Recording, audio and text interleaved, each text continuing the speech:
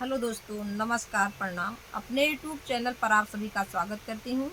आज आप लोग के बीच बहुत ही प्यारा, बहुत सुंदर पारंपरिक विवाह गीत दुल्हा नहवाते समय का है।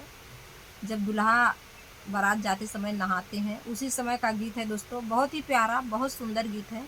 आप लोग सुनना और कमेंट में बताना गीत कैसा लगा। नमस्कार दोस्तों, हम दोनों बहन एक नहाते समय दूल्हा जब नहाने जाता है तो एक गीत गाने जा रहे हैं दोस्तों। सुनने का, कमेंट में लिखने का कैसे है गीत।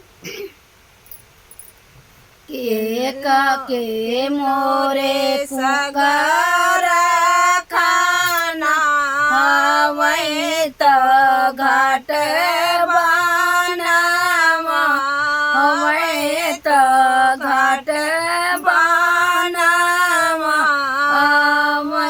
आरे के कराई सर जल का हरवात पानी या भरा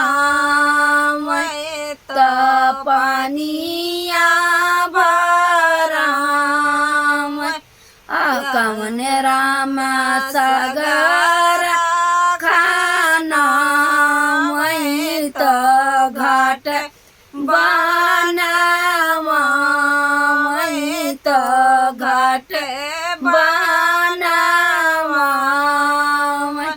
आरे कवन दई के शेर जल का त पानी या भरा, मैं त पानी या भरा। बाबा मोरे सागर खाना आवै त घाट बनावा, मैं त घाट बनावा। आरे मैया मोरी के शेर जल कहानिया त पानी या भरा, मैं त पानी या भरा।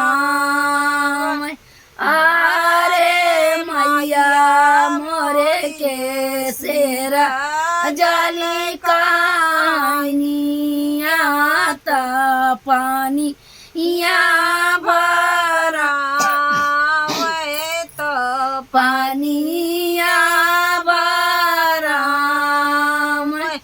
आरे कवन राम करे नाना मत के ना नावा, वही त के नावा। आरे कवन राम का